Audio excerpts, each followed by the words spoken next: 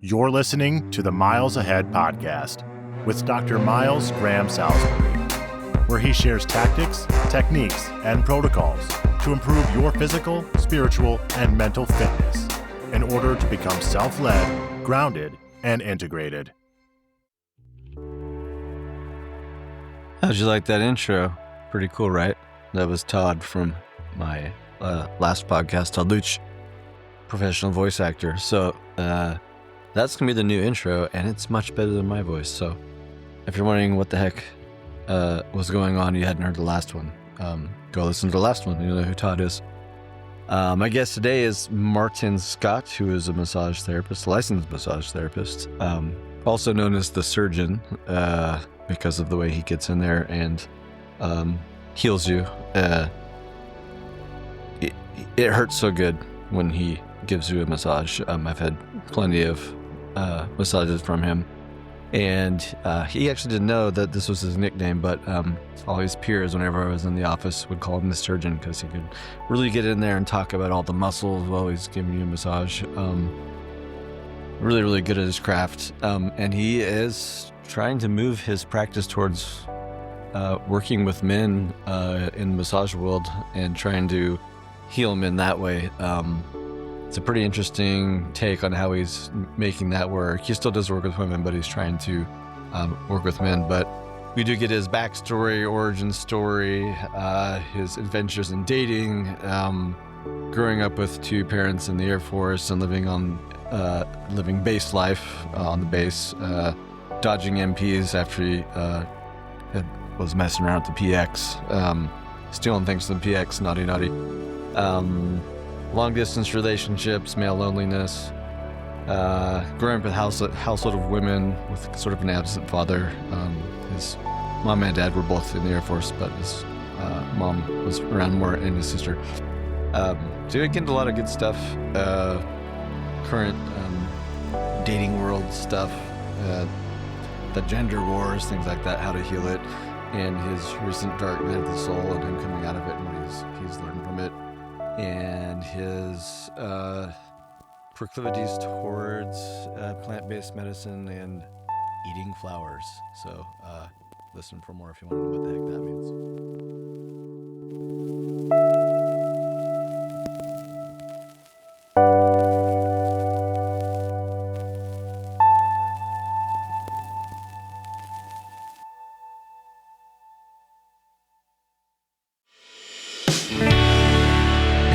It is on record. We've been talking about golf ball sized hail that never came. Yeah.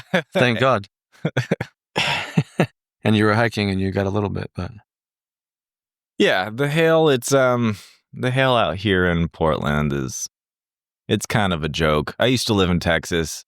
that's some real shit. And Some real lightning. when you get hail, you can rely every year that there's going to be a hailstorm and there are going to be subsequent car sales that happen from the hailstorm. You get yourself a hail of a deal. Buy a car out in Texas just about every single year. It's great. Yeah, my buddy in Dallas sent me a picture of his F-150 and it was just peppered with little dents. Like, dude, that is some prehistoric fucking shit right there, man. Texas is no joke for... Yeah, they can potentially crack your skull if you get hit with the wrong one, and Bruh. they're concussive. I'm not, yeah. It's gnarly. When thunder and lightning happens here, after living in Colorado and Texas, I'm like, this is just the baby stuff. Yeah. That's some scary shit out there. Where did you live in Texas when you were living there? I was living in Dallas. Dallas also, right? Yeah. That's right, yeah. It's a cool place. Austin's probably my favorite area, but Dallas had some good spots. Anyways, who the hell are you? We didn't even tell. People are just listening. Like, what are these guys doing? We have Martin Scott on, a.k.a. the surgeon. I was just telling you. You didn't even know you were called that. I didn't even know. Yeah. So I met Martin at my chiropractor, TPC. What did it stand for? True Potential Chiropractic. True Potential Chiropractic. Brian, what's his last name? Bell. Dr. Bell. Cool dude. His cool setup. And I met you walking around and stuff. And then all the other massage therapists were like, yeah, He's real good. We call him the surgeon. And you didn't know that was your nickname until now. No clue. And then when you gave me a massage once, I was like, I can see why. Because you could really, like, when the first massage I had with you, I think I was after I got fucking rear-ended that, like, twice in 2 years. It was insane. And, yeah, you were getting in there, but you were like telling me like what muscle we're working on. You would isolate it and you get right in there, and it was like really, really painful, but it felt really, really good. Versus the other people who worked there was like this soft, like, are we even doing anything massages? They're kind of just petting the surface of the injured space instead of like really delving in and like exploring it. Really made me mad, like, dude. So I always like tried to schedule you if I got it, and I got like 15 out of my insurance. I'm like, give me Martin. Yeah. And that's how we got to know each other, which is cool. And it just went from there. And you showed up at my doorstep today, and to give people a flavor of what you're like, you showed up and you brought me a flower, and you're like, bro, you can eat this flower. Did you know it? And you try to get me to eat this fucking flower. I'm like, how do you know this Magnolias are in season. You're eating it. The most like, they're the most obvious flower. I mean, they're so... What do you call them? They're almost obnoxious. They're like just like in your face magnolias. Steel magnolia. So, but they smell great. They're totally edible. Apparently you can eat them. I did not know this till you walked up and tried to offer me a leaf. And that's some gourmet level shit, man. Like you're like a wizard of like the human body and nature. Definitely, yeah. I'm a nature freak. Yeah, you know a lot about.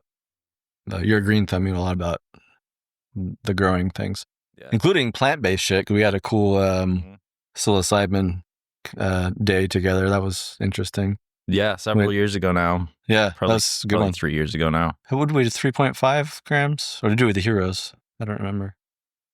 I want to say we kept. It was all day. I want to say we kept it at like a 3 gram dose. It wasn't. Yeah, I remember. Still, we had more of like a philosophical discussion rather than like going way out there. We were still present, like our egos were still kind of there, but not. Yeah, they're definitely. It was definitely fun. Ego was kind of try like, you know, when you kind of wake up in the middle of the night and your ego's kind of alive. That's kind of how it felt. Yeah, we had some good combos though. Yeah, it's if you get too heavy on the dose, words don't make sense anymore. It's problematic. Yeah, that's when you want the eye mask by yourself with a guide or something. Yeah. Yeah, we didn't get to that point. We busted out some. You get like a Deepak Chopra book. You busted out. That was cool. The Way of the Wizard. Yeah, I ended up reading that. It was quite good. And then I went on to read his one on Merlin. Have you read that one? Mm-mm. Can't remember what it's called. It's allegorical. It was okay. The Return of Merlin, I think it was called. It's pretty good. Anyways, but yeah, you know a lot about things that grow and then the human body. Mm-hmm. Yeah. If you want to make my day, like, pick me up, take me to a forest, drop me in the middle of nowhere, like where I'm just completely lost, and let me be. I love that shit. I know you have like some spec ops in you too. Well, your dad was in the military, Air Force, right? Yeah. So you got a little of that in you. You probably, if you would have followed in his footsteps, you would have been that guy that they would have dropped off. Oh, totally, yeah. I mean, you showed up today with your fucking knife, and I'd be some kind of Green Beret or something. Yeah, exactly. You know? Yeah. One of my favorite books as a child was this black covered book. There was no art or anything on it. It was just black leather binding. And you open it up, and it's this book on bushcraft. And the tagline was, "All you need to survive is this book and a knife." Still, I think you showed up today with pretty much that. Yeah, exactly. And a taser. It looks like you got a taser over there. It's pretty no taser. Oh, it's just a flashlight. Yeah, just a flashlight. Okay, cool. Flashlights are useful. Yeah, I carry one too. Especially during the winter out here. Yeah, flashlights when the dark is long. Yeah. Although it's changing now, thank God. Yeah. Yeah, I could totally see you going that way. But then, origin story time. So, Dad was in the Air Force. You moved around quite a bit, I imagine? Fair bit. Yeah. So, Let's see. I'll try to keep it brief because telling my origin story is kind of a boring experience for me in general. But let's see. Born on Holloman Air Force Base in New Mexico, southern New Mexico. High desert, fairly like stale space, like small town mentality. I guess small town. Alamogordo is like the nearest town. There were like aliens and shit show up too. But yes, Yeah, definitely. So your dad like, into some of the alien Roswell? territory. My dad worked in the hospital. That's where my parents met. Actually, they were both in the Air Force. Oh, they both were in the Air Force. Did not know that. And my mom was doing some hospital stuff. My dad was doing some hospital stuff. And what was their AFSC? Do you remember? The what? AFSC. What's that? Their jobs.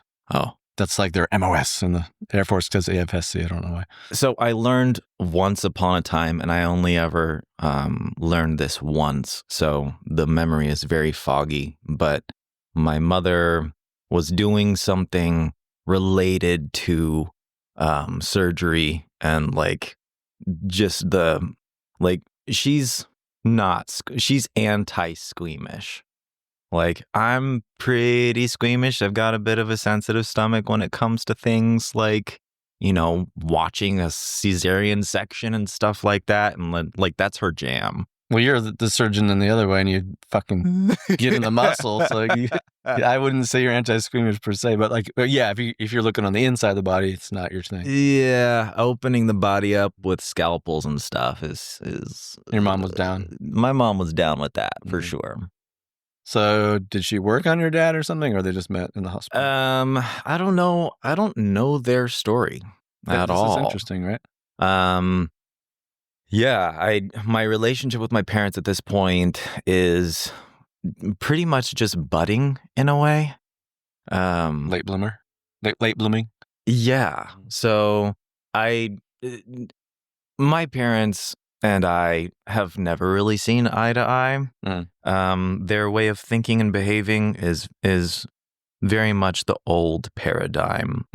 And especially being a military family, it's like, right. You do as I say because I said it, and that should be good enough. And don't you, question authority. And if you ask why, it's you questioning authority, and then you get like the emotional repercussions of how dare you, and so you're supposed to be seen and not heard, that all that shit. Yeah. So, and me being the ridiculously independent and I don't know, creative type person that I've found myself to be. That didn't go over so well. That did not go over well at all. So you wanted to know the why. My whole life, I dreamed of being an adult so that I can have like agency and independence. Yeah, they pushed too hard the other way. And once I got to being an adult, I'm like, I don't know what people are saying. Like when they talk about, the good old days when I was a kid. If only I could be a kid again. I'm like, fuck that, dude. Being a kid sucked. It was like jail the whole 18 years, man. Once I got out of the house, it was like freedom. I can finally raise myself. Yeah, so you had zero good. Uncle Rico days. No, I'm talking Uncle Rico. Have you seen Napoleon Dynamite? I have. Remember Uncle Rico was talking about the high school days and all that? Like he wishes to go back to high school. Yeah. Good fucking movie. So you will never have an Uncle Rico moment where you want to go back. No. If I could go back, I would probably go back to my 20s with what I know now. But I think everyone thinks that. Totally. Totally. Yeah. So, the world. Yeah, the youth was wasted on the young, that kind of thing. Yep. So you had parents, but not in a way. And you're trying to get the hell out of there. So I pretty much raised myself from as early as I could think for myself. Well, that was our generation too, right? Just kind of free range. Yeah. And so I was always running away, not running away for more than 24 hours, but it was very I was homeschooled. for like the first 9 years of my life. Another layer. So that it was really like jail. So as often as I could, I would just ace that shit, get it done. It was like 9 a.m., 11 a.m., something like that. And I was out of the house all day, just about every day, in the backyard, like practicing my lassoing skills, like, just like tying things up with rope, going out to the woods, getting lost, playing with stuff in like little creeks and streams, climbing trees, riding my bike, going out to like the PX and stealing stuff with friends. You stole stuff from the PX. Oh yeah. You're brave. Oh yeah. MPs didn't come after you. I got caught once, and that cured me for a while. Yeah, I'm sure your dad loved that. And MPs escorting you back to the house. Yeah. That was bad. Yeah. Base life. Good times. And then once we moved off base, I was probably, I don't know, 10 years old, 12 years old, something like that. And that was a cool experience because then I had more liberty to ride around, and I didn't have to like necessarily avoid patrol cars and avoid adults, because being homeschooled, once you're free to go roam the world, after you get all your work done, you run into an adult and they like corner you and they're like, "Aren't you supposed to be in school?" And then they start following you around, and you're just like, oh my God. Yeah. He's just like, okay, avoid all adults, avoid all authority, avoid all, That makes sense. Yeah. Because if you're homeschooled, you can get your work done in 2 hours and you're out. Do what you want. And these people are like, why are you walking around at noon or whatever? Yeah. I guess that fits, especially off base. Yeah. Mm-hmm. So, but growing up is difficult holding friendships because, you move somewhere else and people don't really value reaching out the way that you value reaching out necessarily. So, there was one of those painful early lessons. I would say I was 12 years old when I realized that my friends in Maryland, when we moved to Andrews Air Force Base and then moved off base to Waldorf, Maryland, 825 Roxbury Court, one of my favorite places I've ever lived. Had a really cool backyard, was able to like do archery, shoot BB guns, go out into the woods, have fun. But after leaving that house and living in Laughlin Air Force Base in like southern Texas, very close to the border of Mexico, Del Rio is the nearest town. It's pretty hot down there. Yeah. Some hot women too. Very nice. Del Rio, cute town. A lot of like the little river that runs through the town is like the place to be. Was this like beautiful crystal clear spring, and I have some good memories there, but only lived there for about a year. But it was there that I had, I think, the dark night of the soul, like the first experience of like depression and feeling lonely and like I don't belong anywhere and all that kind of stuff.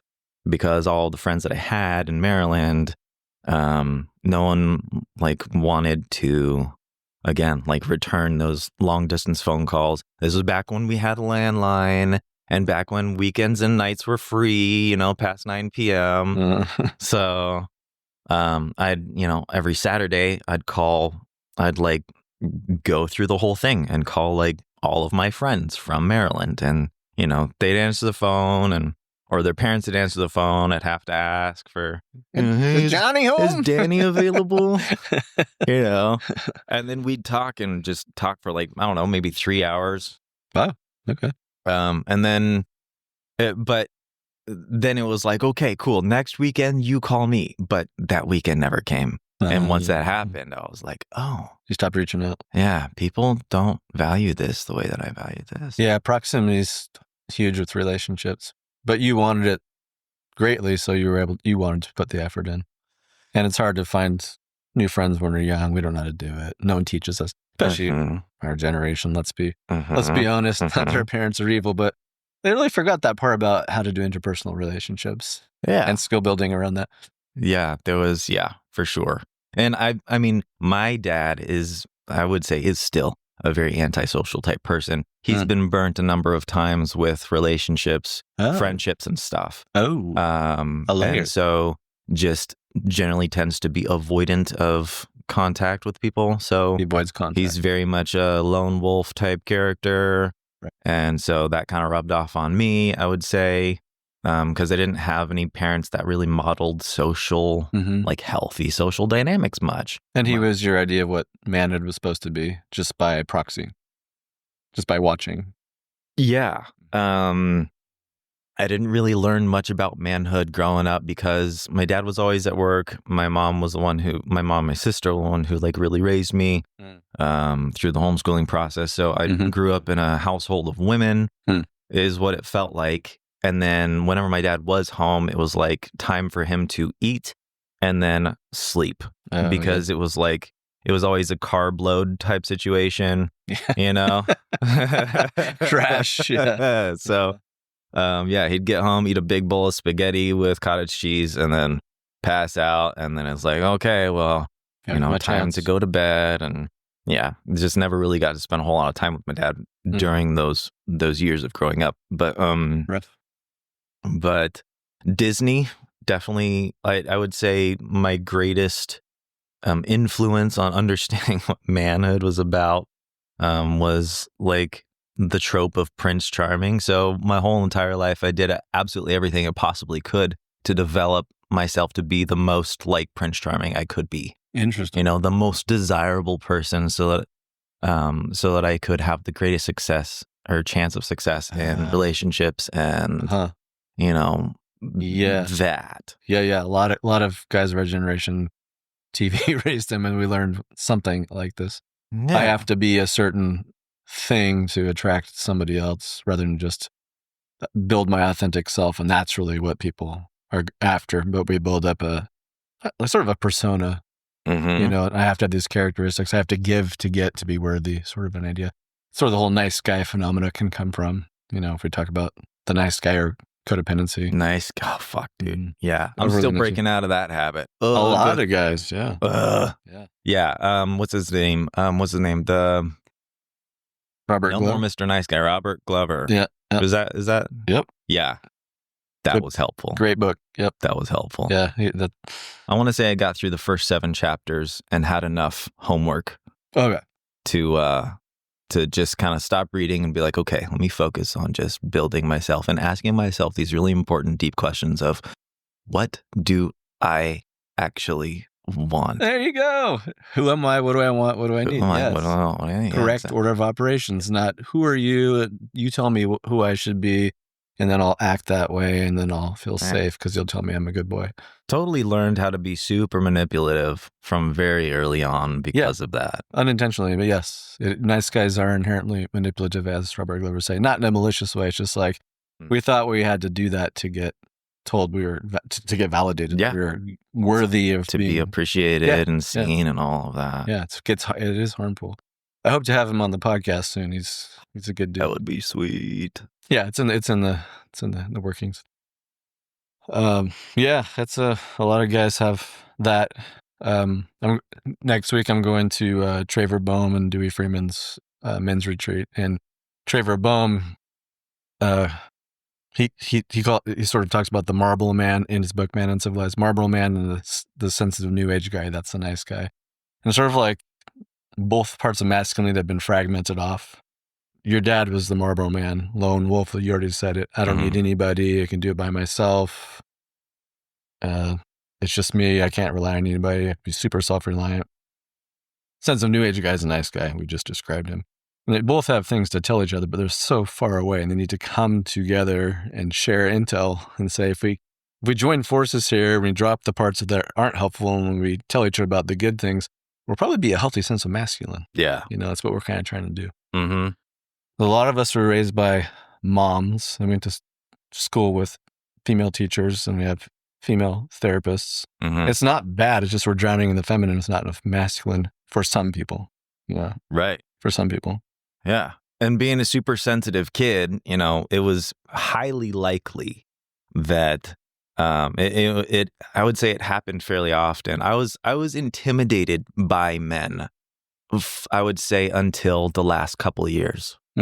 So practically my whole entire life, intimidated to talk to men, to bond with men, to engage on a masculine level in general. I've Mhm. always felt more comfortable around women, Makes sense. femininity, and all that kind of stuff. That's fits.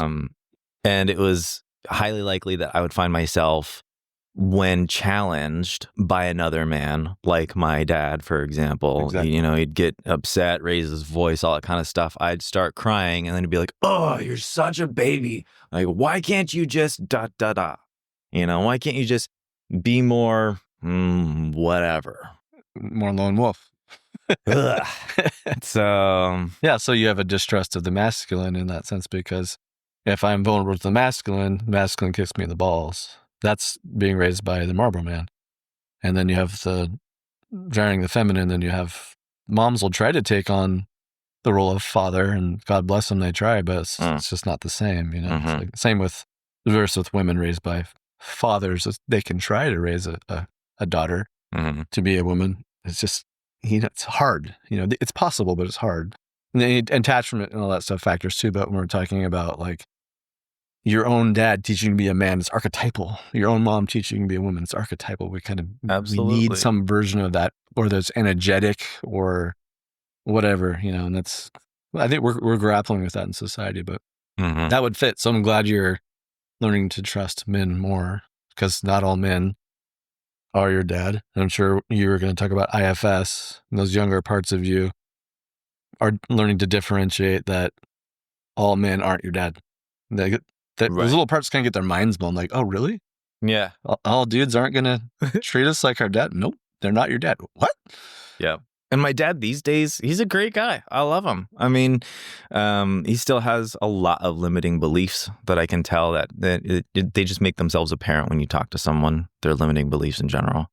And I hear them and see them and recognize those parts in myself, and like, oh, right, this is what I was raised by, and this is why I escaped, and this is why, you know, when I liberated myself from the family unit and moved out on my own, I call it like the great escape, because it was getting away from all of those limiting beliefs and just those ways of thinking that kept me feeling stale and like unmotivated and incapable of moving forward in life. Might not even be your belief system.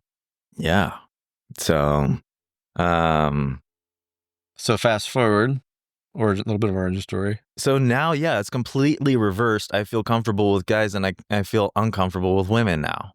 That's the next hurdle. Yeah. Because, you know, I realize women in general are super avoidant. Every single time I go out in public, I recognize the relationship dynamics, and so I can see who's paired off and who's not. And, you know, the women that aren't necessarily paired off with someone in, you know, or their partner isn't like there physically with them, you can tell when they see you, and you can tell that they see you because when you look at them, they look everywhere but where you're at. Elaborate. This is interesting. Like, my general experience with women is, if they're not single, they will, like, I'm sitting here, and if they come into the room and I look at them and acknowledge their presence and give them, you know, the I attention. see you too. Yeah. Like a namaste.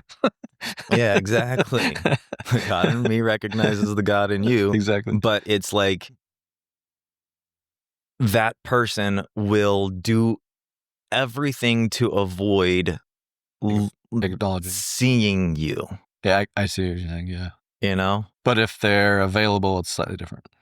If they're single, I can tell they're single because they actually like let me see that they saw me. Correct. And then the game's on if you choose to accept the mission. Exactly. So, but those women are the leftovers, is how it feels. All the good ones got taken. All the hot ones have already been hit up. But when they were 15, anywhere from 15 to 20, they got, they have babies by the time they're 22. And then they get left. And then it's like, okay, I don't want a single mom with 2 children. I want the one that decided to wait, like I have waited to have children for the right person to come along. But it So you need seems to go like the dating the doctors and psychologists, advanced degree realm women that had to put off that, and they're ready. yes, That's the pond you need to start fishing in. sort of. Though the women that have been extremely career oriented are definitely heavily in their masculine, have really hard control issues. True. If they're in too much masculine, or it's just their natural state. Yeah. Like they oftentimes don't know how to let a man lead. They don't. Yeah. And that's their threat. Maybe they grew up the reverse wound of you. Right. Yeah. So and that's their job to unwind that one. It's like the balance we're looking for. It's so fucking frustrating dealing with that. Yeah. Time and time again with men I see have had a similar version of the story you just told. I think it's a modern day phenomenon we're working through. Because the stupid gender wars are going on. Like, can we just drop the damn gender wars? Oh my For God. fuck's sake. It's like we're two sides of the goddamn same coin. Can we just drop this shit? We got to be over you and you're over me, the patriarchy. And like, well, what's the matriarchy then? Like, come on. They both exist. Like, power over is not good. How about we just join together? And it's like partner dancing. You lead for a while and then I'll lead for a while. But we're not really taught how to do that. We both have fortes. Like, we both have strengths in each other's weaknesses. Yes. And synergy. Oh my gosh. Like, okay, so this past winter was a winter of all kinds. It was a huge health dip. I was not doing well. Another dark night. Definitely dark night. And the let's see. I went into recluse mode and got deep into really dissecting who I am, what I want, all that kind of stuff. Was this when you're doing some more of the IFS, internal family systems therapy? And learning how to really take care of myself in a way that I would want a woman to take care of me. Sort of self-parenting. So learning to embrace the challenges of understanding how to cook better and make a meal that tastes good. It's good for guys to learn that. Learning about like how to set up a laundry system so that I can do laundry and have clean laundry available to me in a way that, like the basic stuff. What you're going to need for any relationship, right? Yeah. Because that's going to freak a woman out. Like, bro, you don't need a laundry, or you don't know how to cook. A lot of guys struggle with this because their moms did their laundry until they're in college or whatever, they know how to do it. And when I turned 20 and did the Great Escape, I did everything to avoid all of those things that my parents told me I should do. You were still in rebellion mode. Oh, totally. Now it fits. So now it's like, okay, I'm starting to lean into understanding the benefit of discipline and routine. Stuff that they said that was good, but the way they said it, too much. That makes sense. So you're looking for the diamond in the coal mine here. Yeah. So these past several months, it's been super, super dynamic, been changing a whole lot, delving deeply into understanding myself, loving myself, showing myself care in all the ways that I actually need. And you're getting more jacked too, so we can tell you're doing the physical body stuff too. Yeah. And it's been great. So I'm at this point though, where now I don't need a woman in my life. Brilliant. At all. This is the cliche. If you don't need, then they'll appear. Right? They can, and like Jocko says, intent has a smell. If you're real needy and they walk in that room and they see that in your eyes and be like, oh, that motherfucker's needy. I'm going to not look at that motherfucker. I'm just going to pass that guy right by. They don't like that. Because then they think, oh, I have to be mommy. Hence the nice guy, right? They can smell like, oh, that guy needs a caretaker. I'm not doing it. Right. A healthy woman will sense that. And you want a healthy woman. Absolutely. It just turns out a grand majority of them are not. Yeah. You need to fish a different pond, bro. I don't know if it's the dating apps or it's Portland. Like, we have some, it's probably Portland. We have some good pockets here and some. Got some slim pickings, though. Some slim pickings, yeah. Maybe you have to move back to Texas or something. I don't know. Well, I'm thinking I belong in Europe, really. No problems. Yeah. I can't say significant. I used to live in Germany, man. It's a different ball game in Europe, bro. Yeah. Different. Some of the same things show up. Like when I do a lot of this mentoring with Connor, and we have some of these calls, and there are guys from Europe on there, and they have some of the similar issues for sure. But there's some stuff that's a little bit different. Mm-hmm. Yeah. So let's see. What was I? I was on a mental track. Your Darkness, this whole coming out of it, IFS. Yeah. So I don't need a woman in my life, which is great. But then I also realize, okay, so I have literally no reason to approach a woman now. Okay, that's where you're at. Fair. Not just don't. Like, I went out to the bar last night. I forced myself to go out and just sit there. That's a good practice. And just be. In doing that, I was like, okay, so then what would normal me do if no one else was around? Like it literally feels like no one else is around because I feel like everywhere I look, I'm not seen anyways. So if I were at this place all by myself, what would I actually do? And I was like, well, there are some games over here. Let me look at these games. So I started looking at the games. There's Connect 4. There's this game called like Poetry for Neanderthals or something like that. That looked like a fun recognize game. That one. There's my picture on the box. And then there was this book. It was literally just a whole encyclopedia of just the islands of the Caribbean.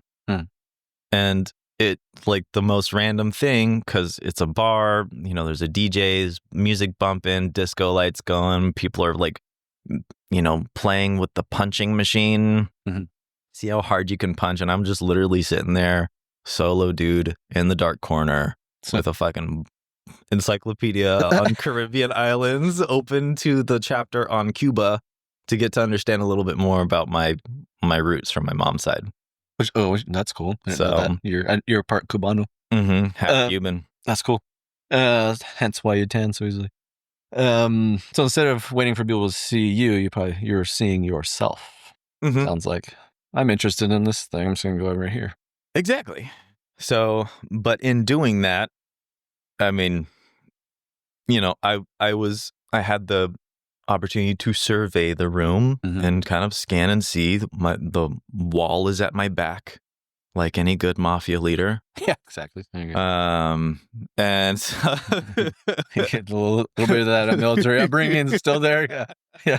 I think guys, we just don't like it. It's a DNA thing. Yeah, I don't like it either. So, but you just notice that all of the women that are around are either paired off with someone else or just completely seemingly aloof to or ignorant of your presence. Mm-hmm. And so it's just like, okay, cool. Apparently nobody wants to, engage with the weird dude who's just sitting alone reading a book in the corner of the bar. So. True. Well, that's not the point for you is just to see yourself and be with yourself and just hang. It could work out for you, though. You think that woman could walk in and be like interested in that one guy that's like not trying to game chicks or like be needy, that he's just looking at the Neanderthal game and like, oh, that's kind of cool. So let's go approach this guy. So that's the hope, but that's not the reality, unfortunately, most of the time. I'll go low that's going to happen, but it could happen. But that's a good practice just to go and be like, I'm learning to be comfortable in my own skin, in my earth suit here, and just watch and just, what am I about? What do I like? And I don't really care about an outcome here, and just be cool with it. That's a good practice. Hard, it's a good practice. Mm-hmm. Yeah. With no expected outcomes. Like, no, see what happens. Exactly. So I had a good conversation with another guy who sat like a couple seats over from me. Good. Good, yeah. So I took my beer and like did a cheers and we talked a little bit. He was there to meet some friends and it was all great. And then after that conversation, I left.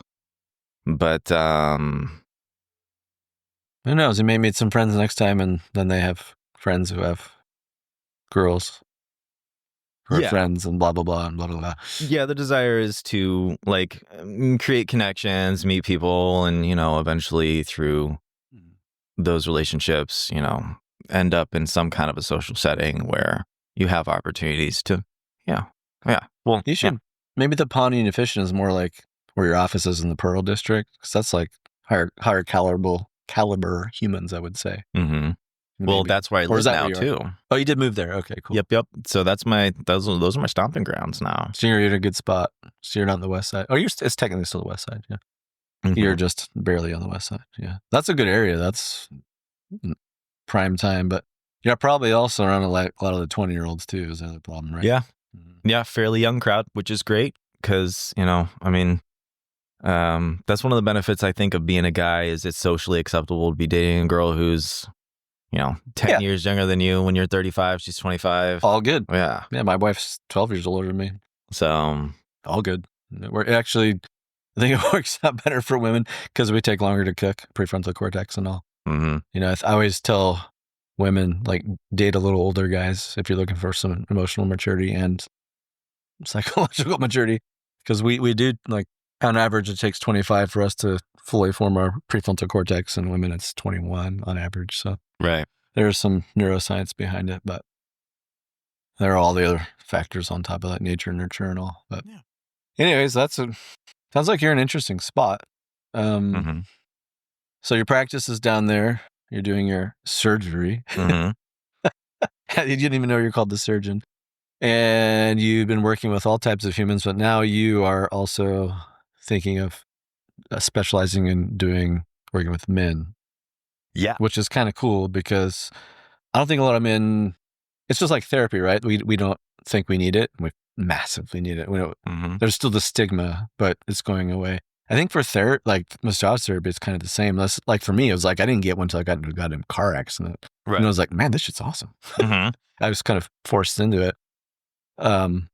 If you can get more men to come in and do that, that helps massively with physical health, with recovery if you're in the gym, preventing injuries. But I imagine there's a mental health overlay where maybe missing that you can fix or connect. Hugely. Yeah. So, it wasn't until like October of 24 that I realized, I really just need to work with men. And once 2025 hit, I was like, okay, cool. Rebranding, working with men. That's my shtick. You still have some women, but you're trying to take on just men now. Right. So I do have some members who are women, and they come in every month, and it's great. We understand each other and trust each other, and it's wonderful. But I don't necessarily want to gain any new women clients. I'm focused entirely on working with men exclusively. If a woman comes in and books a session and all Sure. that kind of stuff and doesn't recognize that the website says, premium body work for men. You're not going to kick them out. I'm not going to be like, hey, by Sorry. the way, you're a woman, so I can't see you. No, it's like, we'll do one session, but I'll tell them, hey, look, if you really value the quality of my work, I would like you to seriously consider a membership. I'm working with my members and with men. That's my focus. So if you don't, if you're not convinced that the quality of my work is what you would like to continue with, then I would encourage you to seek other options. Yeah, once someone has a massage with you, they're going to get the surgery in now. Yeah. But they got to like the deep tissue stuff. But I'm sure I know you know all the shit, different kind of modalities, but I would say women prefer deep tissue more than men. I believe it. It's like when we get colds and we're such wusses, we're on the couch. And Yeah. they're like, come on, man, I just bore your child. Yeah, for sure. So you have to convince guys that it's good for them. It hurts so good. In a way, yeah. So I find it's so interesting working with men. You actually have to lean more into a nurturing aspect. And there you go. So you can bring some the femininity that you got thrust upon you can harness now. Right. And that's good because we need to get that as men sometimes. We block that. Well, I mean, on average. the nurturing side of me is definitely not shy. It's not, lacking in any sense, and has not been lacking in any sense through my whole entire massage career of now 11 something years. Yeah. And you don't come into it like a woo-woo way where it's going to turn guys off. It wasn't my experience with you that way at all. Right. So and we were talking about like shooting and stuff. The craziest thing with the whole journey, being a massage therapist is, there are a whole bunch of woo-woo folks out there, or just people who are, I would say, intensely spiritual. Sure. And they like to lean into the man buns. the metaphysical aspects of, working with the soma. For me, I definitely need some kind of scientific, basis for what I'm doing. Well, you're talking about the muscles you're working when you work me, and it's like, oh, that's kind of cool. Yeah. And so being a physical, creature, like I am inside of my body. And so working with the body, it just makes the most sense to be the type of person who does the physical stuff instead of the energetic work. Like for me, I still don't, I understand the basis behind the energetics, but it still doesn't click with me in a way that I can feel confident in selling that service. Right.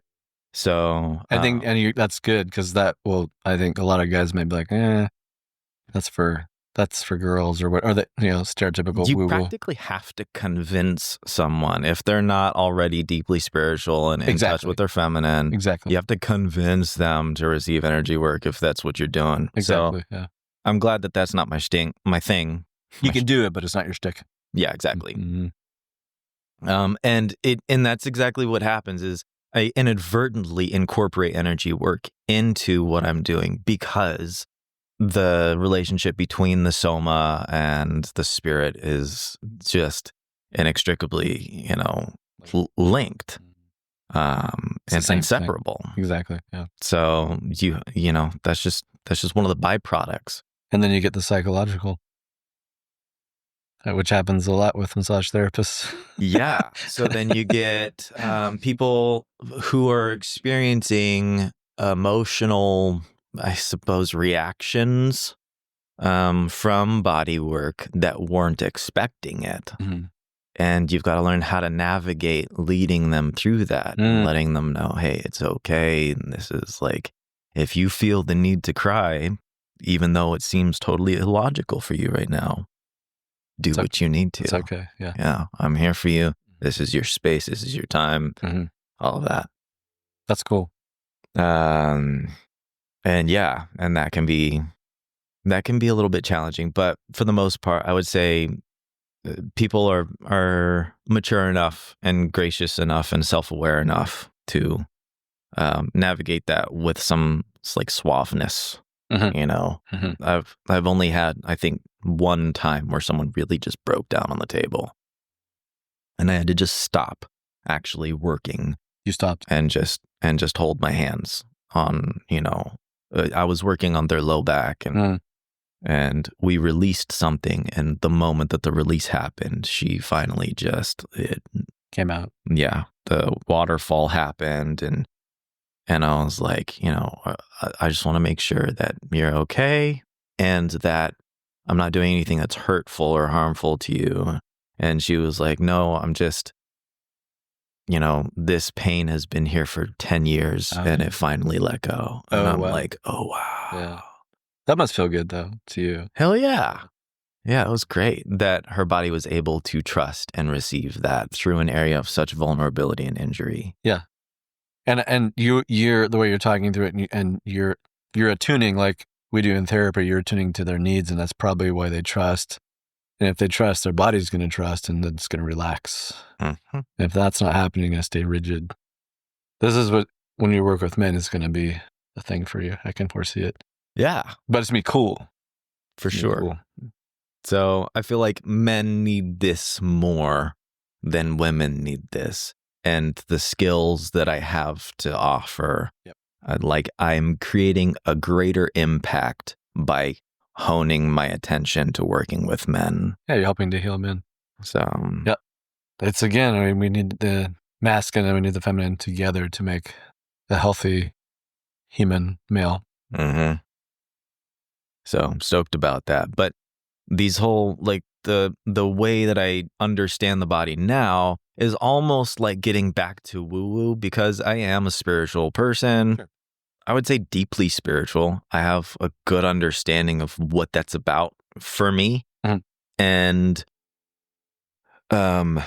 the experiences that I've had through my career have led me to this level of understanding when working with the body that almost seems spiritual or metaphysical in a kind of way. And so I've been breaking this stuff down and sharing this information on my very newly formed YouTube channel. I'm finally like getting this information, writing it out, organizing it in a way that's understandable and digestible, and then expressing that. Mm-hmm. So because it's taken this, 11 plus years in this field to get to understand it the way that I understand it now myself.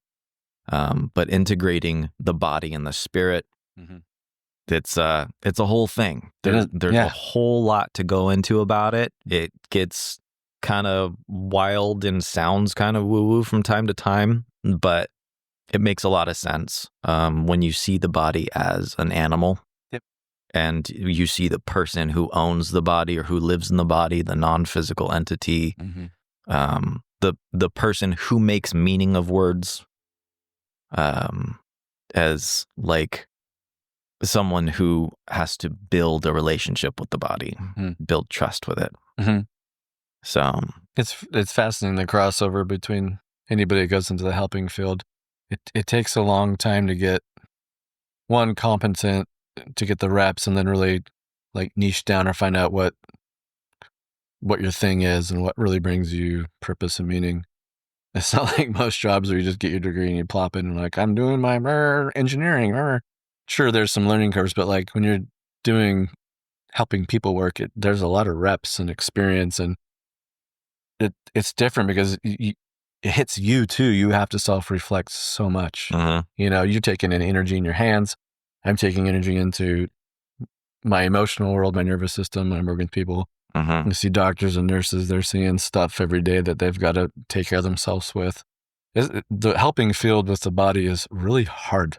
I just want people to know it's not fucking easy. Yeah. And people think it's easy. It's so not. And it takes a long time. And that's why a lot of people dip out early or quit, because it's scary. Because it's so multidimensional. Yes. Yeah. You constantly have to learn new shit, which is cool. If you like to learn, you're in the right field. Yeah, if you don't like to learn, you got ADHD and you like to like swap gears all the time. Yeah. Taking new things. But if you don't like to do continuing education, don't do it. Because you're gonna be forced to. You have to kind of like that. I like that. That's good, but it's a lot, and you're constantly asking yourself if you're really helping people. Like you wonder, like, how effective am I being every day? Sometimes it's obvious, like that with that woman. Like, cool, that was a good day. I obviously helped this woman. Some people leave, and you hope they're doing well. You just don't hear again or whatever. It's the same with almost all modalities in the medical, psychological, physical body field. It's quite amazing. So listeners out there, if you're going into these modalities, it's okay if you're in the hot seat for the first time. Like, just get the reps. Go fuck it up. Just don't fuck it up too much. Learn from your mistakes and just keep going. And it will hone it over time, and it will become what's your slice in this whole thing. And it could change multiple times, and that's cool. Cool. You'll transform as an individual entirely if you take your work seriously enough and you have pride in giving a high quality of service to someone, and you're there for them. Because the body and the spirit are, again, so linked that it's like you end up stepping into, like, you have to be cautious in retaining professionalism to not step out of your scope of practice. Correct. Yep. Because the lines can blur quickly. Yes. Yep. Oh yeah, you can find yourself there and not know you're there if you're not careful. Mm-hmm. That's why I do my own therapy. That's why I have a supervisor. That's why probably you have colleagues you talk to, and so a big continuing education. And it's fine to cross-train. Mm-hmm. I listen to Huberman Lab and Peter Attia and learn about the medical field. And CO might indicate my field. Cross-training is always good. You should definitely do that. Yeah. But yeah, you kind of have to still stay in your own lane. Again, another thing that's hard about this work. But it's fun. But it's also very hard. So caveat emptor, those of you looking to get into these fields. But it's worth it. It's hard, but it's worth it. I don't know much I could go on about that, but I don't want too many people to check out. Anyways, back to where were we? You're working with men. What else do we want people to know about you? Well, let's see. So we've talked about like origin story, my take on manhood. We skimmed over that. But overall, Prince Charming. So one thing that I learned in the recent winter of darkness, and healing and self rediscovery for like the 35th time, Which we do. is that all of the things that I developed a skill set in, the soft skills that I knew would be attractive to women, like music. I'm extremely musically adept. Mhm. I sing very well. Guitar. There are other skills like writing, poetry, and these kinds of things that I started because I knew that they would be valuable as Prince Charming. Right. Calligraphy, and this Right. kind of stuff. These whole like romantic But do you like it? aspects of myself.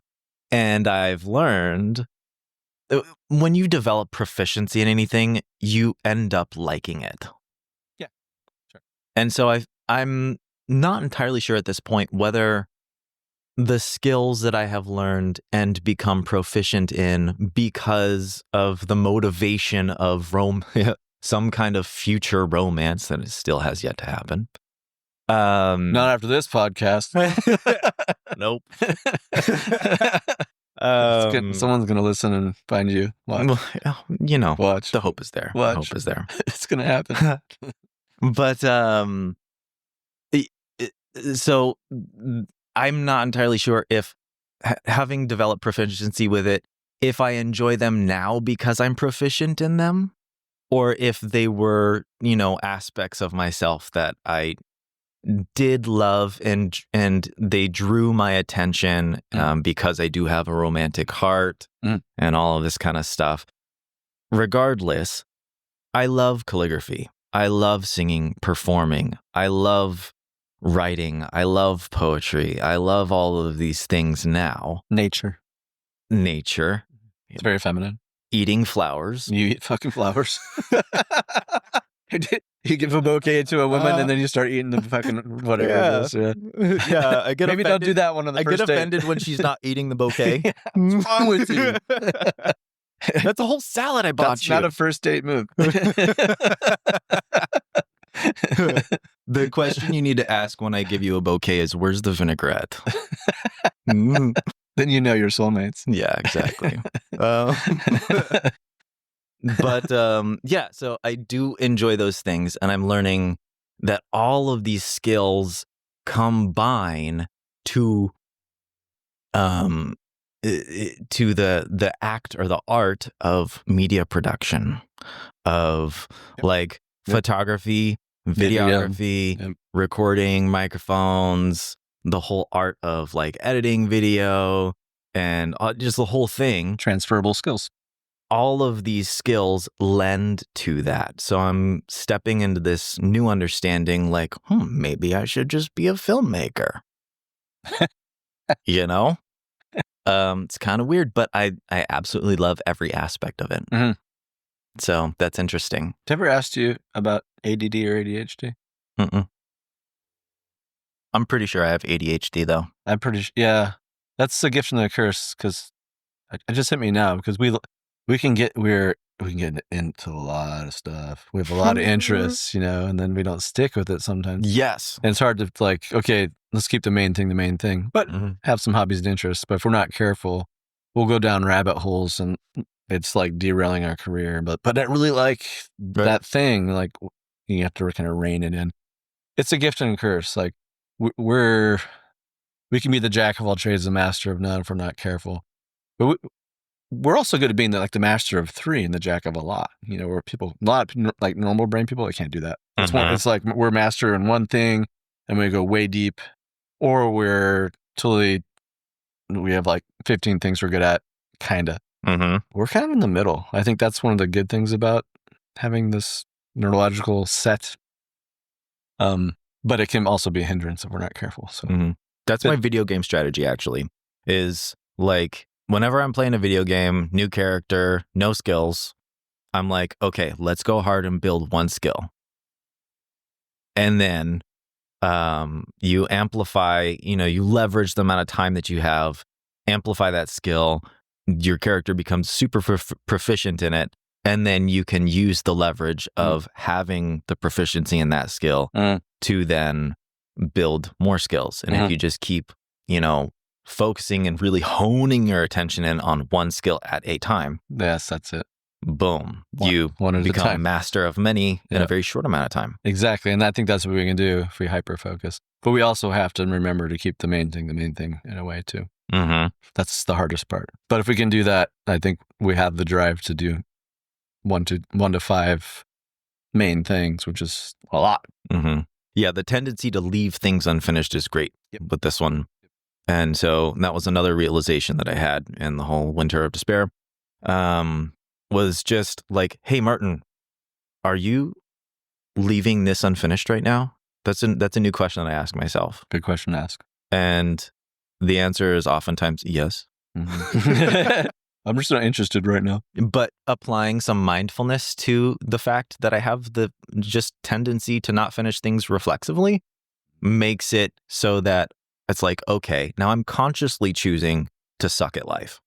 I'm consciously choosing to make things harder on my future self. Yes. Right? Yes. And with that, then I usually have a realization. And then I'm like, okay, maybe I should just actually finish the dishes so that I can get the load going, so it can just get the machine churning so that it's working for me. Yep. Instead of only half loading the dishes and leaving the other half in the sink when my emotional self is willing to process the rest of it. Good God, yeah. Because if you ask our emotional selves if we want to do it, like, nah, go fuck yourself.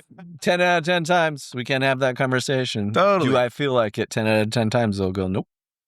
Yeah, that's a great way to bring in the prefrontal cortex and go, is my future self going to not like this? Yeah. It's not gonna like this. Yeah, if you learn to serve the nest and realize that serving the nest is you serving your future self, and you have a growing respect for your future self, you will find yourself being happy to do the disciplines of those chore-like things that if you were a military kid, you probably grew up loathing and you rejecting got that working your whole against you too. You got to let go of that rebellion part because there's a deeply rebellious and authoritative, avoidant, any regimented sort of thing. You're probably like, fuck that.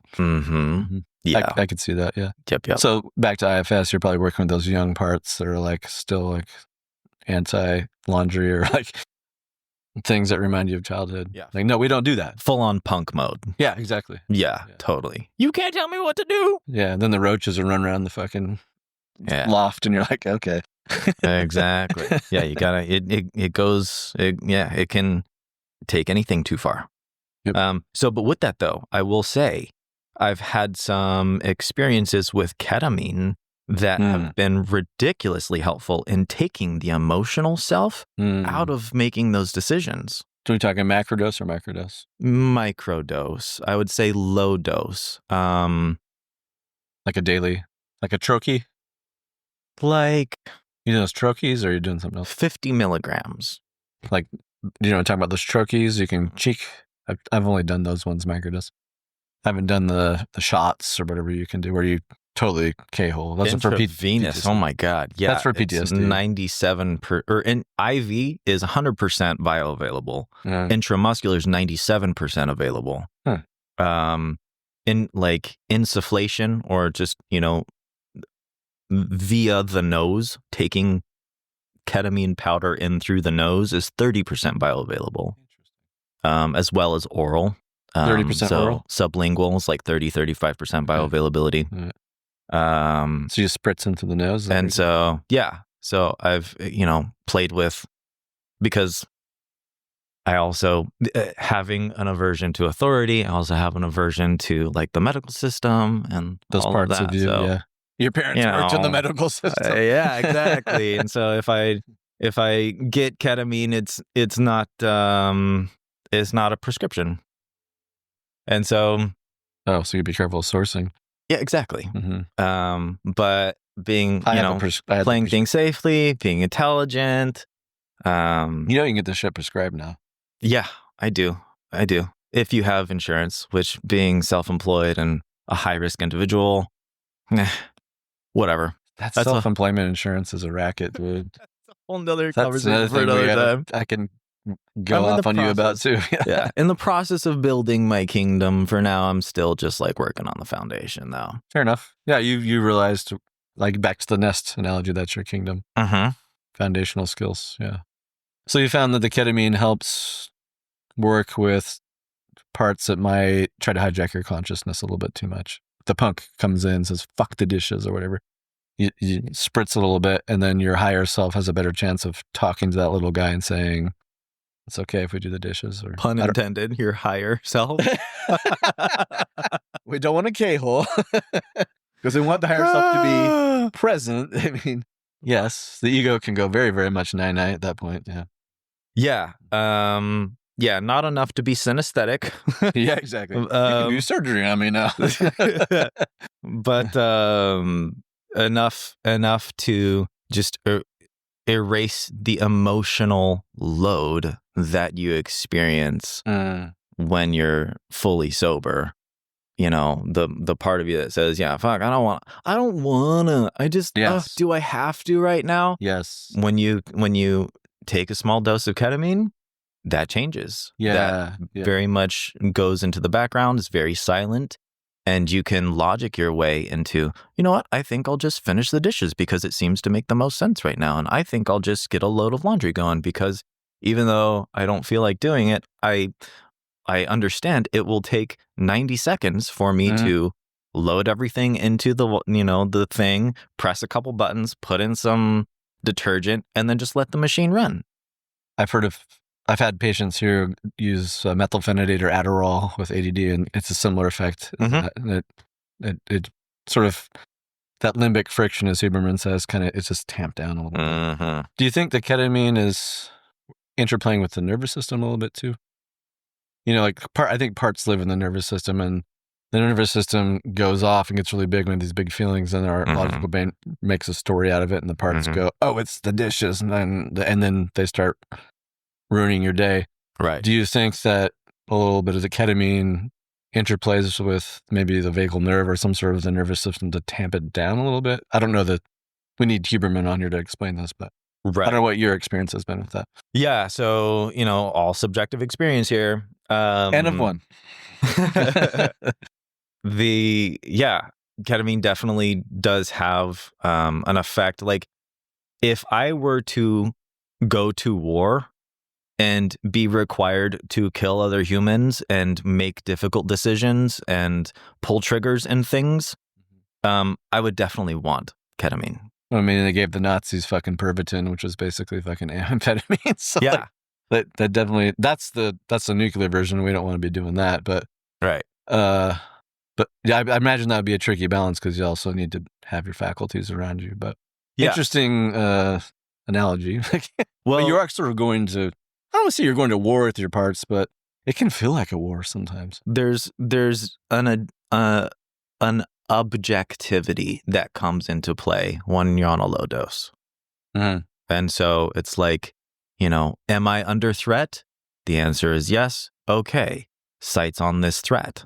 Does the threat need to be neutralized? Answer yes or no. If the answer is yes, okay. Decision made.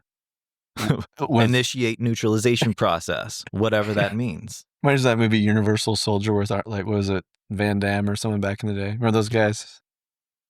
You're an 80s kid, they were like that. You were just Universal Soldier right there. They had no feelings, if A then B. Yeah, it's easier to do logic. Yeah, exactly. I think we get flooded with emotions, especially with people with ADD, ADHD are very sensitive, flooded with emotions, and so I think it can bring that down. And I've heard Dr. Schwartz, the creator of IFS, talk about psychedelic-assisted IFS, and he says it kind of helps the parts just kind of not go away, but just quiet. Mm-hmm. And your highest self can interact with them more rather than being in full tantrum mode all of the time. You know, you can't see the forest for the trees. So I guess that does fit. Mm-hmm. So, but yeah. See what else?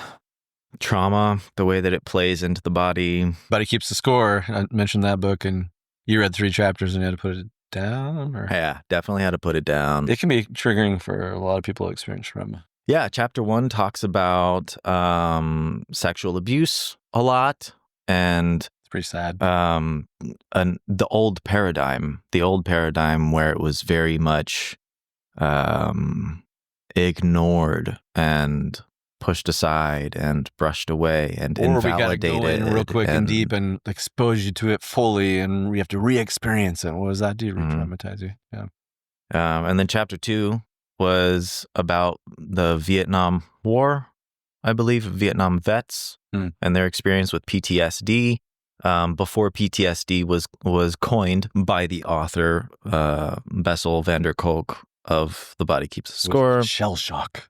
Yeah. That person, he was the person who coined the term PTSD and essentially discovered it. It was him that coined PTSD? I did not know that. Yep, I know he's been doing this work forever. But. Yeah.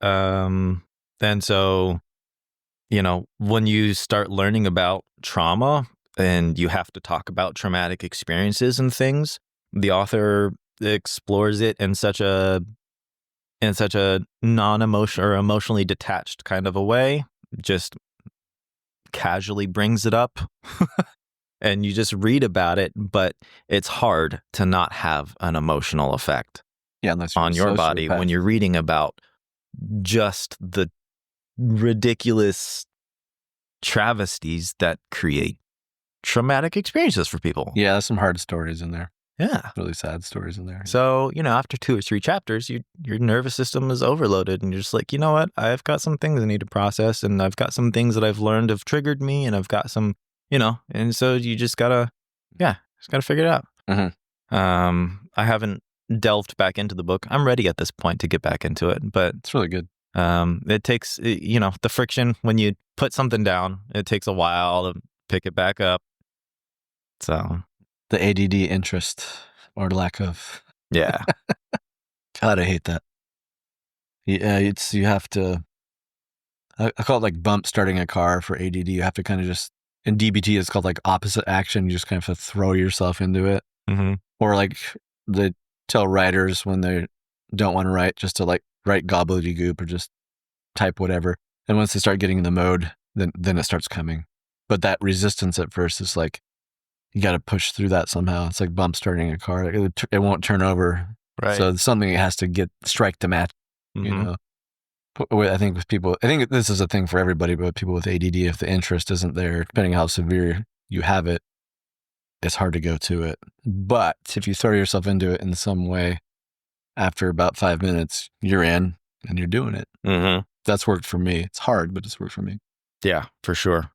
And that one book that everyone in the, I suppose, in the like health and wellness field, what is it?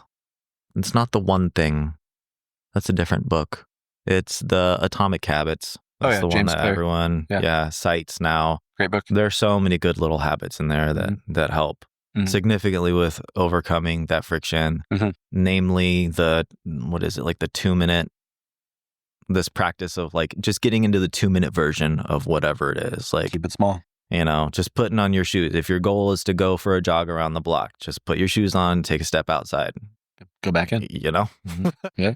Or run if you feel like it. But like, you just create the habit. Yeah. Yeah. And you can hack your brain. You know how like you have bad habits, but the bad habit has been such a bad habit for such a long time that you have a hard time breaking out of it because you've spent so much time doing it that you justify keep continuing to do it.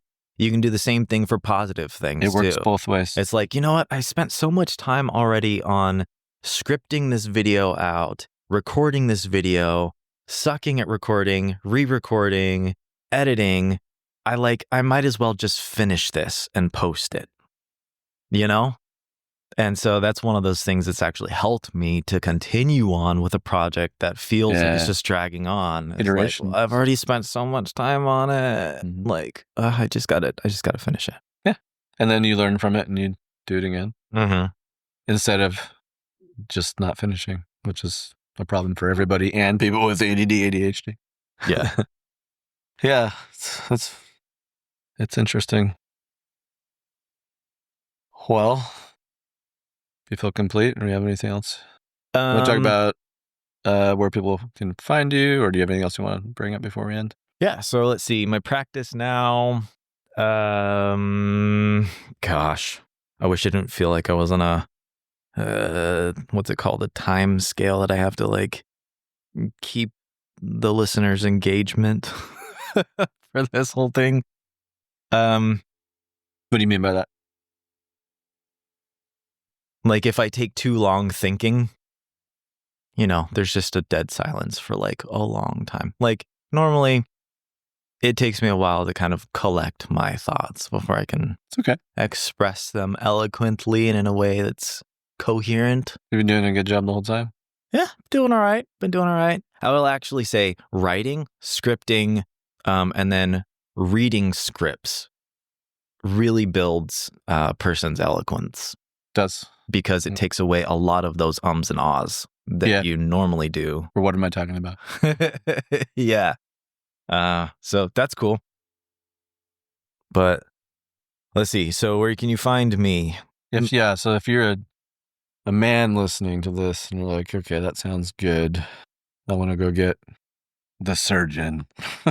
So I will say, first and foremost, explore the concepts that I like to share with all of my clients first by going to my YouTube channel and checking that out. We'll link to it. My practice is called Wake Massage. And if you like what you hear and the presence of being that I have in expressing the things that I teach my clients that have helped them, as well as the things that have helped me dealing with the body and the various challenges that we have with it, and you want to receive some in-person, deep tissue massage therapy, then, you can go to my website and book online and do the whole thing. Whether you're visiting Portland for the first time or for the first time in a while, or you're, living here. a local. Mm-hmm. I get a lot of travelers because I'm in a prime location where people rent hotels. They're just in to see their mom to caretake for them for a month or whatever it is. Train stations are real close. So, but yeah. So that's the thing. And you don't even have to care about all the woo-woo stuff. If you fucking hurt, dude, this guy will fix you. Like he fixed me.